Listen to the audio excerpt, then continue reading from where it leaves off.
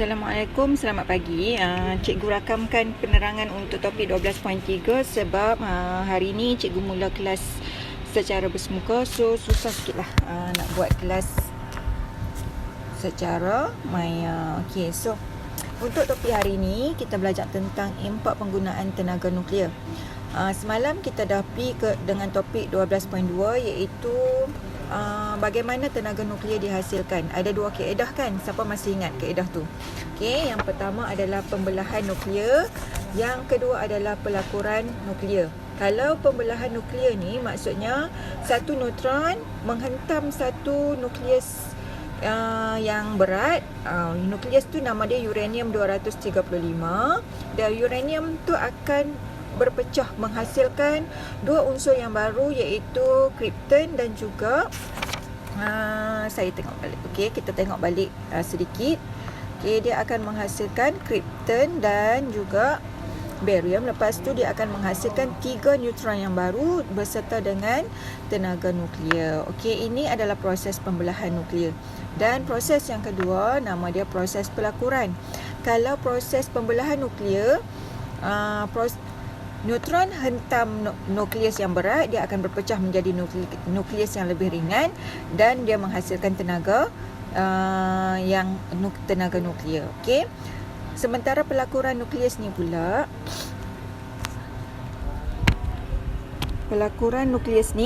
dia melibatkan dua neutron yang ringan bergabung menghasilkan satu nukleus yang lebih berat, dan pada masa yang sama dia akan menghasilkan helium, satu neutron dan juga tenaga nuklear. Okey, itu proses penghasilan tenaga nuklear. Okey, hari ini kita masuk kepada topik yang seterusnya 12.3 iaitu topik impak penggunaan tenaga nuklear. Okey, macam yang cikgu katakan semalam, tenaga nuklear ni banyak sangat manfaat dia kepada manusia kalau kita jana dan kita kawal dia dengan baik. Sebab tenaga nuklear ni kita guna bahan yang sedikit tapi dia boleh menghasilkan tenaga elektrik yang sangat banyak dan berkesan, efektif. Okey, tapi kalau kata kita tak kawal dengan baik, kita tak jana dengan baik, kita salah guna, akan ada kesannya yang sangat buruk dan sangat besar kepada kehidupan manusia. Okey, kita tengok impak yang pertama. Pada sekitar tahun 1940-an, penyelidikan awal tentang tenaga nuklear dijalankan untuk menghasilkan bom. Hasil sampingan daripada proses pembelahan nuklear di dalam reaktor nuklear yang kita belajar semalam digunakan untuk membuat bom atom. Okey, dan dunia telah menyaksikan satu malapetaka yang amat dahsyat berlaku, di mana berlakunya pengeboman ataupun bom atom meletup di Hiroshima dan Nagasaki. Okey, so kamu tengok dalam Google, kamu boleh cari peristiwa tersebut. Tapi kalau kata buku teks, ada juga ditunjukkan pada muka surat 264. Sampai sekarang tiada manusia pun yang boleh duduk kat situ sebab kesan radiasi dia masih lagi ada. Okey, so kita tengok pengeboman bom atom di Hiroshima dan Nagasaki dalam Perang Dunia Kedua. Okey, kamu boleh tengok di muka surat 264. Mengikut beberapa kajian dan risalah, bom atom yang nama dia Little Boy telah digugurkan oleh pihak tentera Amerika Syarikat di Hiroshima pada 6 Ogos 1945. Dan kemudian diikuti lagi satu bom, nama dia Fat Man di Nagasaki pada 9 Ogos 1945. Letusan tenaga nuklear oleh bom atom tu menghasilkan satu gelombang letupan yang sangat dahsyat, yang mana dia telah mengorbankan hampir 70,000 orang. Okey, serta merta. Maksudnya 70,000 orang tu mati sekaligus on that time. Okey, nampak dahsyat tak kalau kata berlakunya pengeboman tenaga bom nuklear. Jadi kalau kata kita tidak gunakan secara betul, kita tak kawal penggunaan dia, dia punya impact ataupun dia punya kesan negatif tu sangat dahsyat.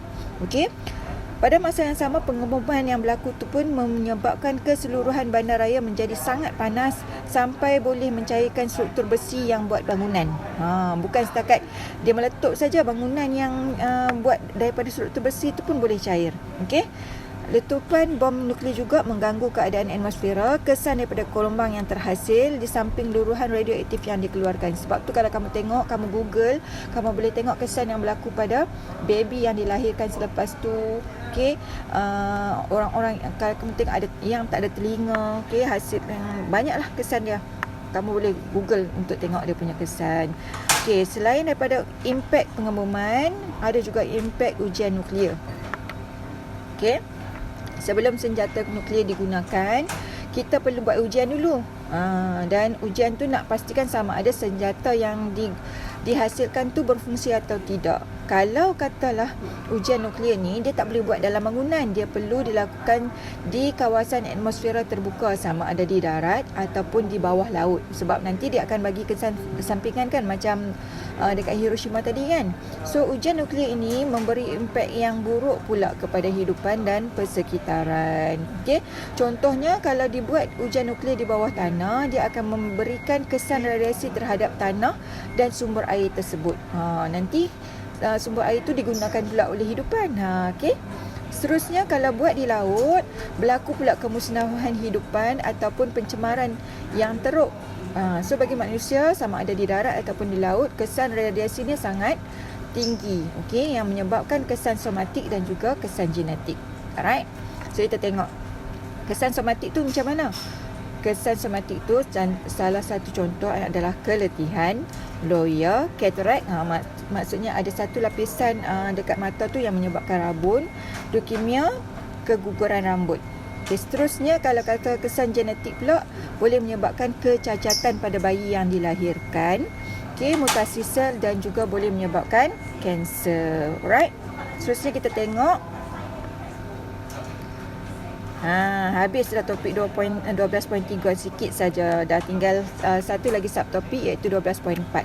So kamu hari ini cikgu akan berikan latihan secara live worksheet. So sekejap lagi kamu tengok link pada link dalam Telegram. Okey, terima kasih.